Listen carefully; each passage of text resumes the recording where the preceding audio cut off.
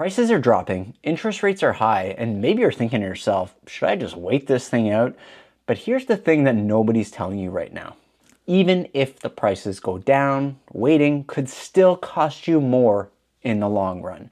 In this video today, I'm going to walk you through the real 25-year math behind buying now versus waiting 5 years, and why time, not price, is often the most expensive part of the home buying decision. A lot of buyers in Toronto right now are stuck in analysis paralysis. We see that with all the inventory that's out there. Should you buy now with higher rates, or should you wait it out and hope that prices drop in the future?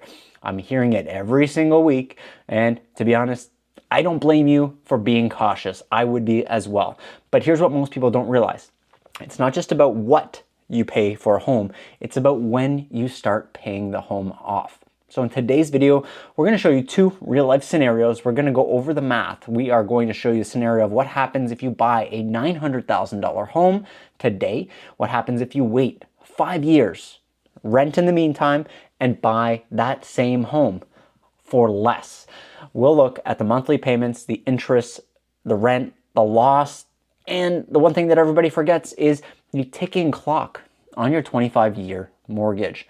First thing we're going to start off with today is in Canada, most mortgages right now are a 25-year amortization. Can you do a 30? Yes. Today we're going to talk about 25-year amortizations. If you're 30 years old and you buy today, you're mortgage free by 55. If you're 35, you're mortgage free by 60. But what if you wait 5 years? If you buy at 35, now you're paying that mortgage until you're 60. If you buy at 40, you're paying it till you're 65. And do you really want to be paying for your mortgage well into your 60s when you could be investing, traveling, or retiring? So if the home gets cheaper, you're still behind in time. And that is what really matters. And that's truly what a lot of people forget, is they forget about our most valuable thing that we have, the time. Now, buying today, this is what it's going to look like for you. You could buy for 900 grand. 10% down payment in this case is $90,000. Mortgage amount, $810,000. Interest rate of 5% is what we're going to deal with, and a 25-year amortization. Annual property tax, we're going to ballpark it, say around $6,000. And your monthly mortgage, that would be about $4,700. Add on your property tax and your expenses, you're about $5,200 a month. Now, over 25 years, you're going to pay a whopping $610,000 just in interest alone. I know, that's a crazy number, but remember, you're also building equity from day one. So if you buy your house, you move in today, you are building some equity today. And that $5,235 per month isn't disappearing. It's growing a stake of ownership in your actual property. Now, let's say you wait 5 years. You rent for now, maybe a 2-bedroom in GTA. $2,800 is probably what that's going to cost you right now. Over 5 years, you're talking about $168,000. Not only is that chewing up your down payment if you do want to buy in the future, but that's gone. There's no equity piece built into renting a property. Let's be generous, because we do want to take into consideration that we're in a slower market. Things are flat. Maybe prices go down. So let's say the prices drop 5% from where they already have dropped to today. So in 5 years, that's going to bring our $900,000 home down to $855,000. You saved $45,000 on the purchase. That's what we wanted. We wanted to see the housing prices drop. But how is this actually going to affect you? You spent $168,000 on rent, potentially, in this case. You missed 5 years of building any equity in your property. And your mortgage clock now starts at whatever this age is. It could be 35, it could be 40, and not 30 or 35. So that means you're paying for your mortgage well into your 60s at this point. Let's run the numbers on that new home. You buy it for $855. Down payment, $85,500. We'll call it 10% down. Mortgage amount, $769,500. Interest rate, we'll do the same 5% over the 25-year amortization. Annual property taxes here, we're going to keep it at $6,000 because we are going to say you're buying the exact same home. Your monthly mortgage is now $44.99 a month. Add your property tax, your monthly cost gets around $49.99. So we'll call it $5,000 even. The total interest over 25 years is $580,000 and some pennies. Now, yes, that is less interest by $30,000. So you've also saved $30,000 there, something to take note of. But It's coming after 5 years of rent losses and delayed wealth building, and that's the real kicker in this situation.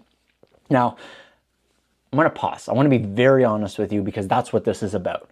It's possible that prices might stay flat. They might even drop more. So we're not even taking into account building equity beyond what you're paying on your monthly statements. We're not considering that the property values are going up at all. I'm actually thinking that in the next 5 years, property values might come down. That is a real thing to consider. But the math, it still doesn't lie anymore. If you're going to save the $100,000 by waiting that you were going to spend today, you're still spending $168,000 in rent. 5 more years of mortgage payments on the back end, the loss of 5 years of compounded equity, of course, and if the rates go up, obviously it's a variable we can't control. Qualification might get tighter. You could see saving on the price, but losing in the opportunity of what today's market actually might be offering you as a home buyer. So we're going to put these two options up side by side. You'll see them here on screen. And you know, the home price, $900 versus $855, down payment, $90K versus $85K, mortgage amount, you're going to see them all here. So what looks cheaper up front can actually cost you a lot more in the long term here. The bottom line is you don't need to buy the perfect home right away. But you do need to actually start that clock if you want to get into home ownership, because even if the market feels uncertain right now, time doesn't stop.